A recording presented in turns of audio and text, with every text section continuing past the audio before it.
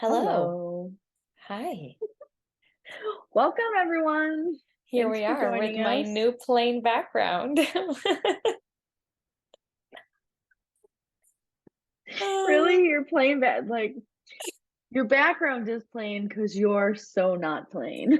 Aw. Well said. Well said. Yes, Thank you. it's our birthday Mm. month. It's the way it goes. Yeah. Um, okay, so today, um, we're going to continue our conversation, specifically on the divine feminine and aspects of the divine feminine. And I think one thing I was thinking about right before we jumped on, to do this is I was thinking about the idea of, divine feminine, divine masculine, toxic femininity, toxic masculinity. And I was like, these binary labels that we give to Hmm. things, it's like the reality is it's like it's human. We're human, right? Yeah. It's like Sure. the characteristics are, have been assigned by cultures or societies, over centuries and thousands of years and ages. And so like getting to the core of what the qualities are, Mm. I think is important in the context of understanding kind of where we are right now, and then also recognizing that for all intents and purposes, these qualities are human qualities Yeah. and they show up in every human. And then, depending on how much they're activated within a particular individual, so on and so forth. So, I Sure. just wanted to make that kind of statement because I was thinking about it right before we jumped on. Cool. Cool. Contest alert. We're so excited to invite you to join this contest where one of you will get a free 30-minute session with either Connie or myself. In order to join the contest, write the words light, subscribe, and subscribe to our channel. Turn on your notifications. And so in the comments, write light, subscribe. When we reach 500 subscribers, one of you who had commented light, subscribe will win a 30-minute session with one of us. Um, what it makes me think of is how do we then decide what is feminine, what is masculine? And it makes me think of nature, because in nature, there is no personalities. In nature, there is no humanness. There is no Mm-hmm. ego. There's none of that stuff. So it's very pure. And to see how animals interact, to see how um, flowers, just to see how things in nature are in the masculine and the feminine of that. Mm-hmm. It's not at that point, it's not a gender thing. It's a sex thing. And it's a That's awesome. That's yeah, amazing. it's really pure. It doesn't have all that other stuff. So I think that's where, yeah, I want to base it on. Awesome. Well, now that we've solved the conundrum of divine divine, um so let's start by talking about, because when I hear you talk about nature, I'm thinking of, you know like rabbits, right? Like, what's the responsibility of Hmm. the mother rabbit, the female rabbit or the male rabbit, or even wolves, or like Hmm. there's different responsibilities, but there's also um there's like, even if a hierarchy exists, it exists in a way to support the survival of, like I'm thinking of wolves right now. Like, it supports the survival of the pack, you know Yes. Yes. Um, yeah, and I think, I mean, it's interesting because in nature, I think there is there are different there's dichotomies, right? Like the males in nature and animals are usually like the ones who like dress up and are more colorful. And Mhm. in our society, that's the opposite. The females, the women are usually the ones who are putting on makeup, and that's what marketing has created, like supported us, made us, whatever word you want to use, encourages us, obsesses, like we obsess over, like, right, like how we look and putting on colors and makeups and pretty dresses or whatever.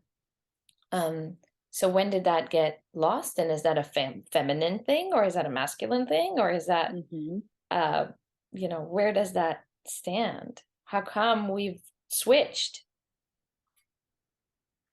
Well, yeah. Yeah. I mean, that's a big conversation. Yeah, it's a I'm big thinking conversation. I'm thinking of the female spider who mates with her male counterpart and then eats him.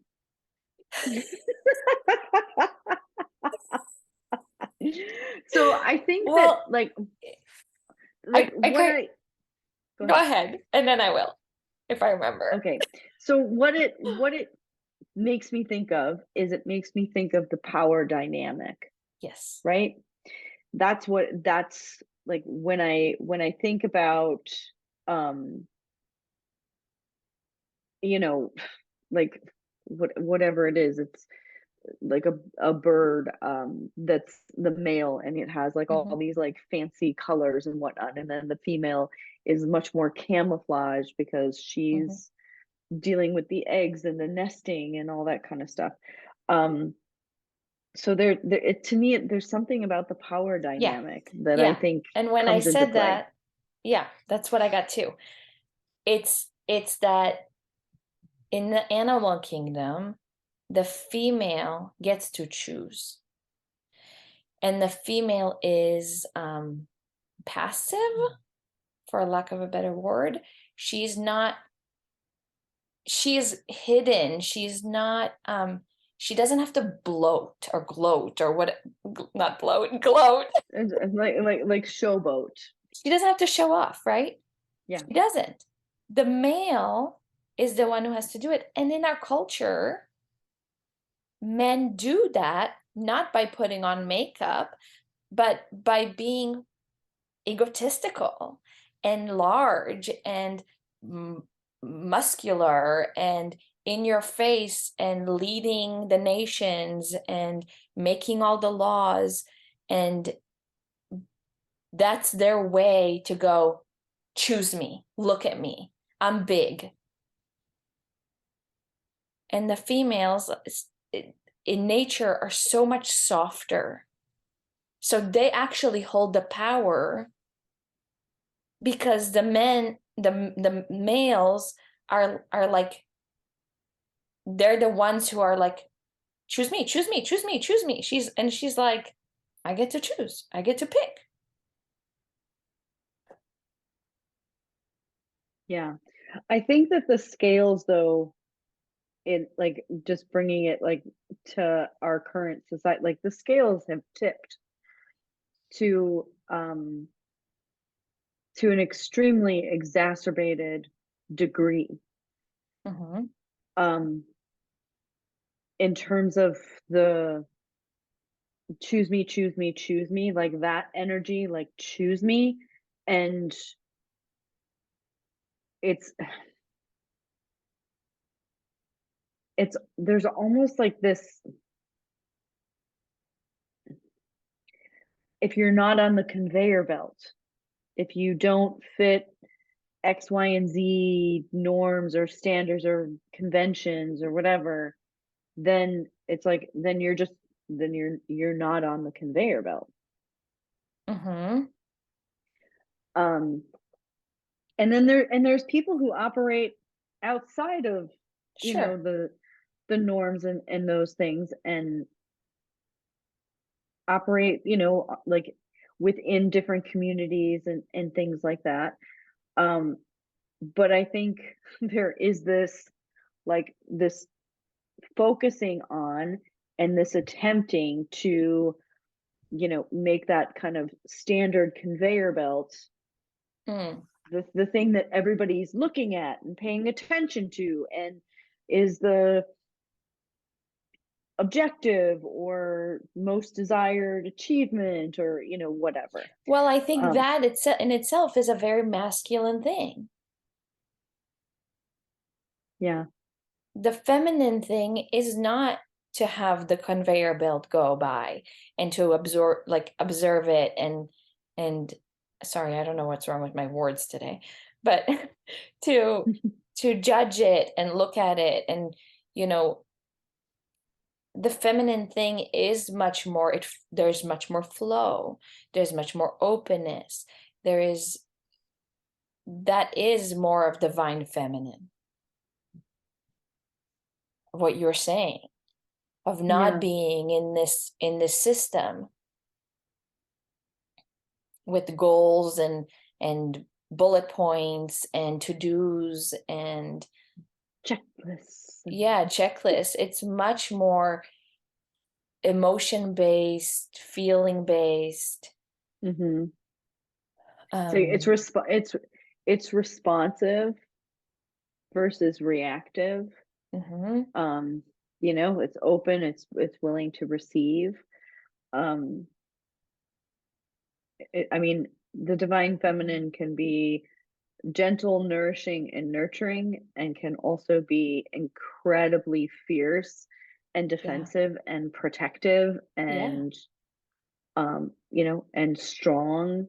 mhm, um yeah, that's the mama bear. That's mhm. that big, like, and she doesn't have to be a mom, but Right. she's she like the protection, like, I gotta take care of my tribe. Yeah, yeah, yeah, yeah. Yeah. Definitely, definitely. um so I think,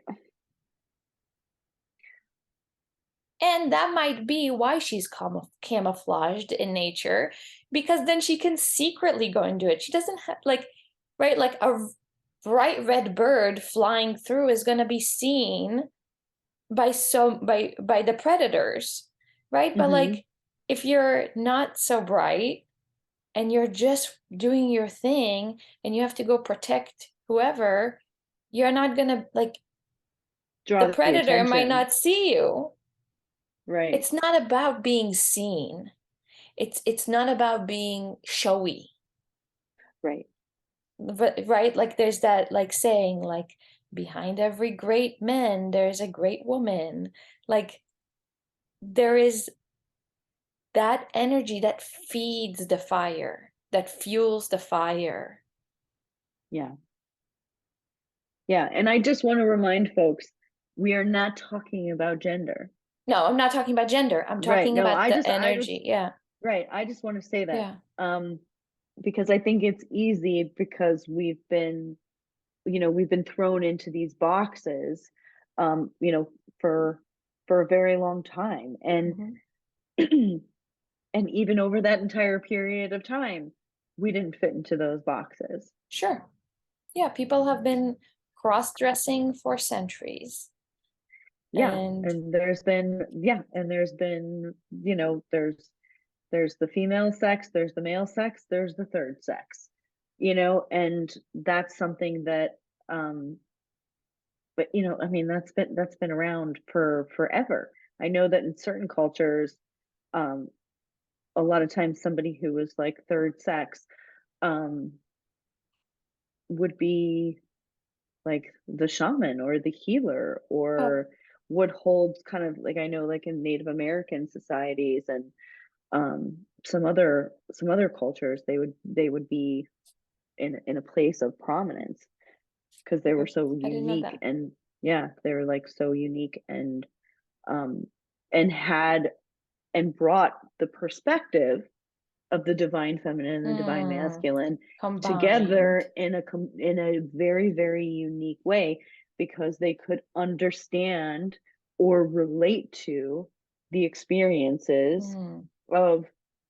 somebody who was, like I'm just thinking of like Native American culture, tribes who had warriors, and then tribes who had or individuals within who were making the clothing, or um painting, or like had different like duties and responsibilities that their skill set was applicable towards, and they were able to discover that, and it was mm-hmm. something that was allowed, instead of something that was like, we're going to cookie cut you into this thing and that thing, Mm-hmm. um or this role or that role. So I think, yeah, I just it's interesting because I guess one of the things that I was often frustrated with when I was younger, was this idea of expressing emotion, it, like being equivalent to weakness. Mm-hmm. You're crying, Yes, you're don't be a angry, girl. you're Like, frustrated, don't be a yeah, sissy, like all yeah, that kind of stuff. yeah. Um, and for me, the my emotional intelligence is so high and so integrated into who I am as a person. Mm-hmm. Emotions were the way that I saw and understood the Absolutely, me world too. and the people around you, Mm-hmm. you know? So I think that this suppression or denial or negating of emotions and feelings and the expression thereof, um, has it's a really, really important part of the divine feminine to me. Yeah, It's also a very important part of the divine masculine a that has 100%. been completely, um, like the door was shut Yeah, on that, yeah. and it's just beginning to open. I would say in the last like 30, 35 years, like that Yeah. door has just Feelings are begun to open. not feminine or masculine. Like emotions, crying, it's not. It's human. It has nothing to do with what sex you are or anything, like, or how you identify yourself or anything like that. It is a human thing to feel. Yeah, yeah. And there's no feeling that's more feminine or more masculine. Like sensitivity is not more Mm, female or more masculine. They're just different. They just are. I mean, it's like, you know, with the archetypes, there's no, even in an archetype that's more feminine, like the queen, or more masculine, like a prince or a king, they're still not just that. Like, it's still not, um, it's it's not neutral. right. It's not binary the way we think of Ye- it. It is neutral. Yeah. yes. And so it's just like, so with that or with feelings, it's not that it, yeah, it's neutral. That's just what I'll say, because it is. And just it's an expression. How do we how we express it then can be more feminine or more masculine. How, But the feeling yeah, itself is neutral. yeah, yeah. And that doesn't mean that, like, you know, there's like a masculine way to cry or a feminine way to cry. There's a physiology Physiological way to to cry. cry, right? Thank you. There's a physiological way to cry. Yeah, that's how it works.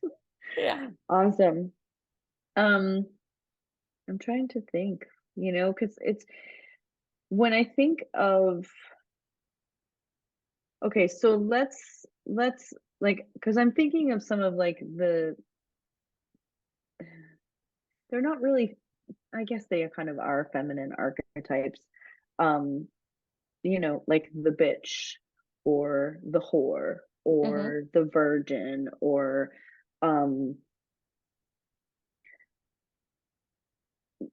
I in some ways for me within within our culture and within our society, those archetypes, labels, names have been oversimplified Hmm. and extremely compartmentalized.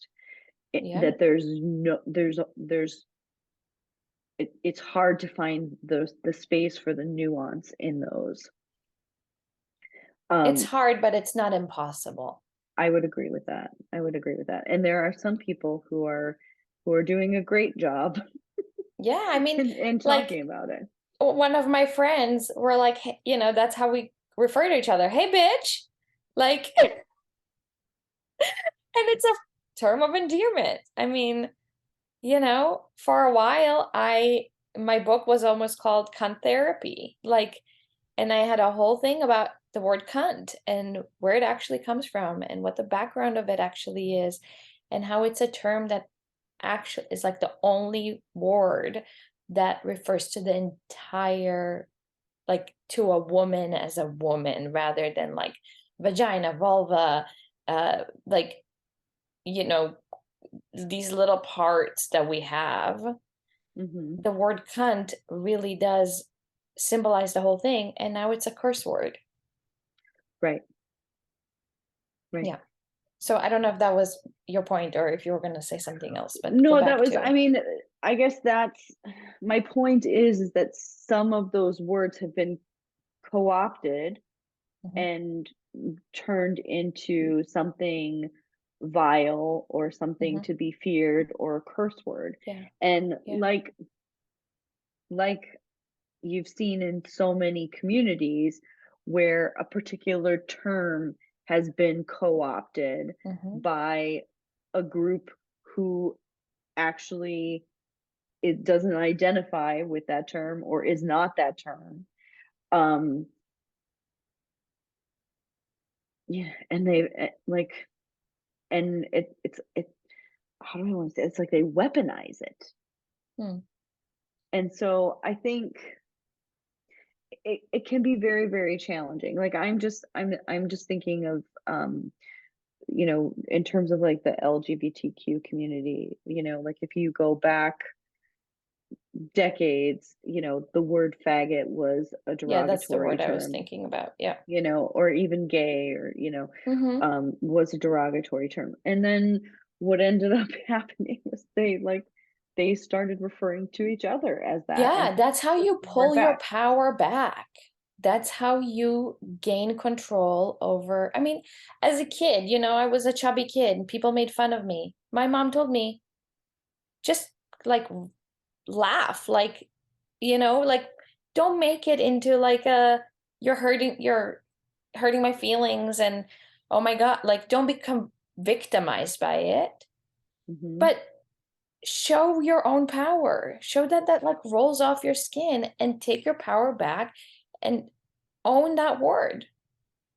Well, I think that is like the how to of taking your power back, I think is something that a lot of folks don't know how to do, don't feel Mm, comfortable doing, you know, like okay, you as a kid, people making fun of you, like you um not responding as a victim, not letting it kind of like hit your heart, you laughing, or being like, so what, whatever, like I can still run and play with the best of them or what, however you mhm. responded to that.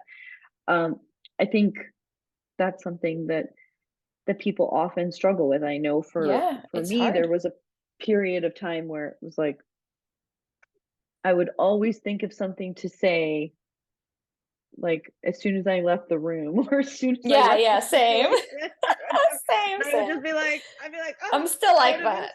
that would be such a great thing to say. Yeah. Um, and so I started to create this like file of comebacks of things that Uh-huh. I could say that would be helpful and appropriate in Mhm. challenging difficult circumstances.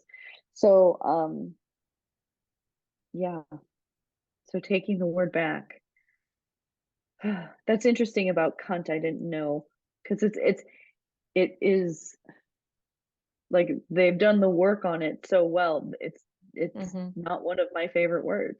Oh, it's one of my favorite words. I mean, so one of the practices that I would recommend to somebody who's struggling with that, like, and it can be bitch, cunt, fag, it can be fat, it can be like, it can be anything that feels yucky to like be called that, is Hmm. to stand in front of the mirror and say it over and over and over again, and to really feel in your body, where does that settle?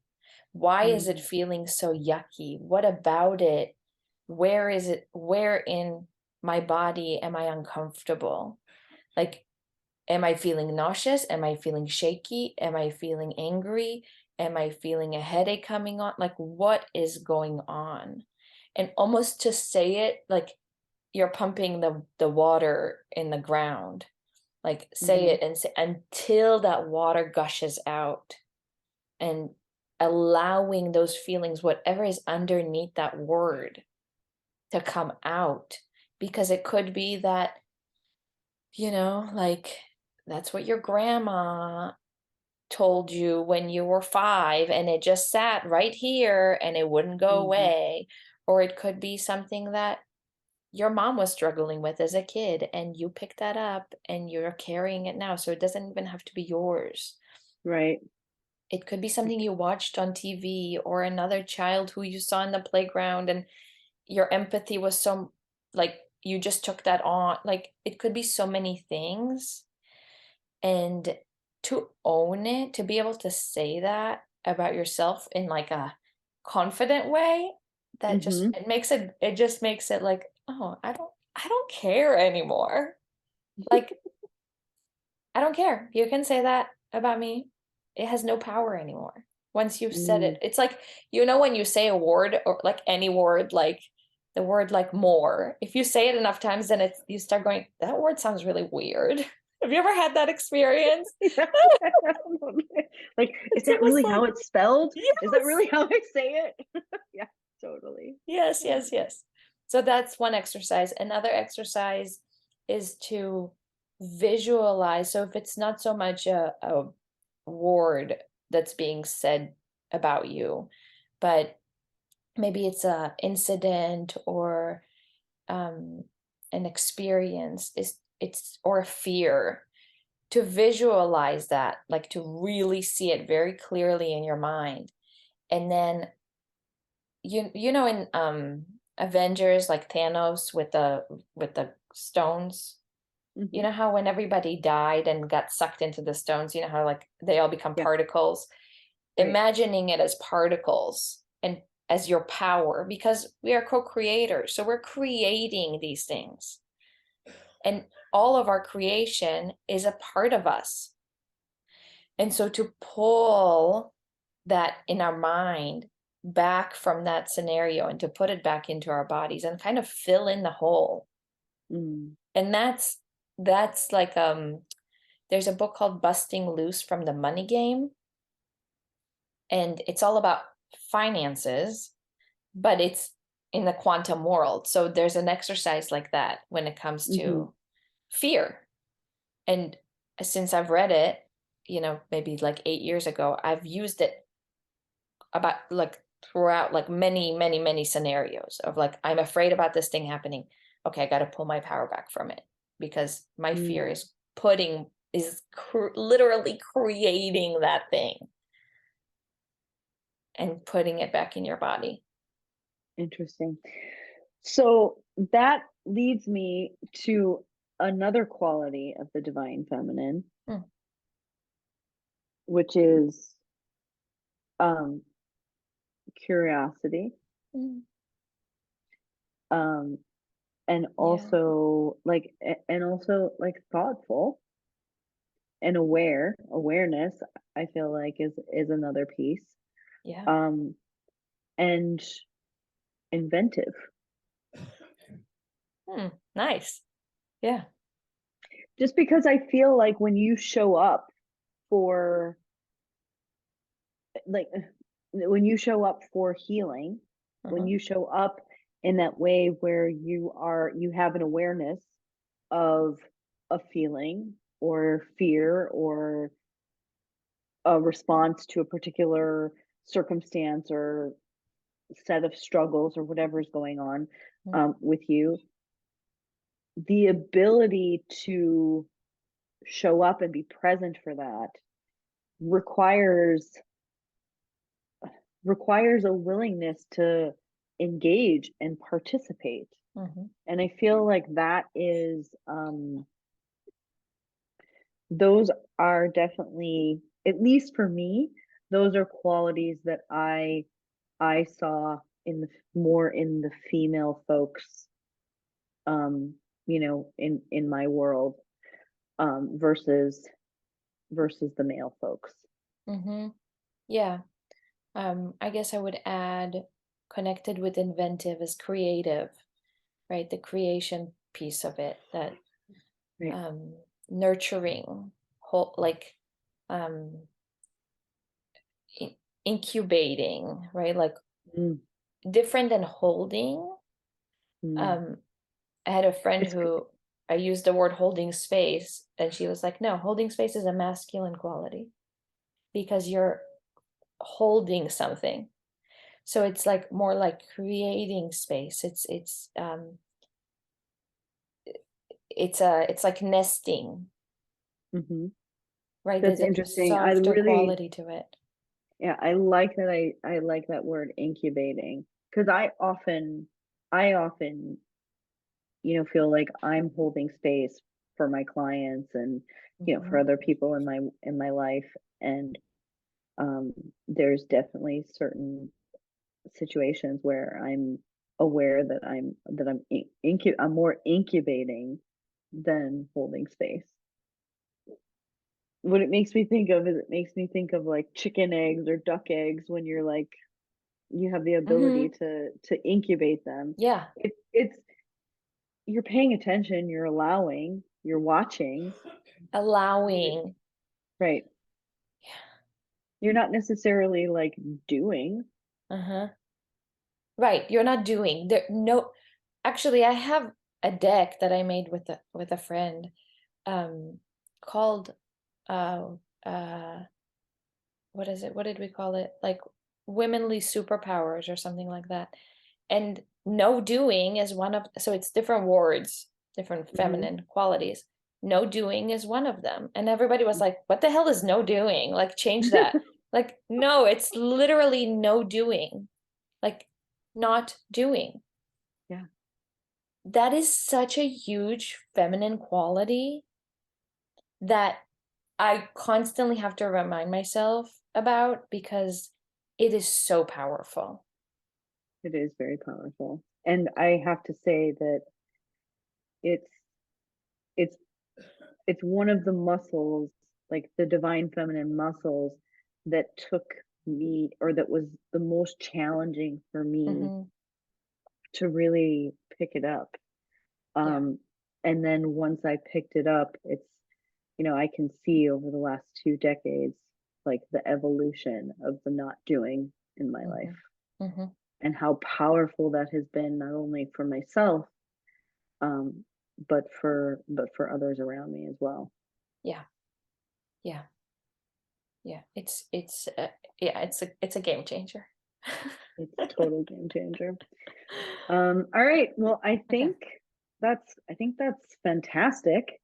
Hmm. I know that there's so much more Yeah. with regard to divine feminine. Uh, I think we touched on some pretty crucial and Yeah. important pieces of it. Yeah. Anything else I you want to agree. add? No. All right. Well, thank you for joining us today. And please make sure that you like and subscribe and hit that notification bell. It definitely helps get us connected and Hmm. helps folks find our videos that might be helpful for them. Yeah. And Do join you our want to talk about? contest. There you go. Our contest. leave us a comment with light and then whatever your comment is. And one of you will win a half-hour session with either Connie or myself. And when we reach 500 subscribers, Oh, yeah, that's the thing I forgot. Yes, when we reach 500 subscribers. we'll be giving away a free half-hour session. Yeah. Yeah, and I think that's it. Thanks Awesome. so much. Thank you. Bye. Bye.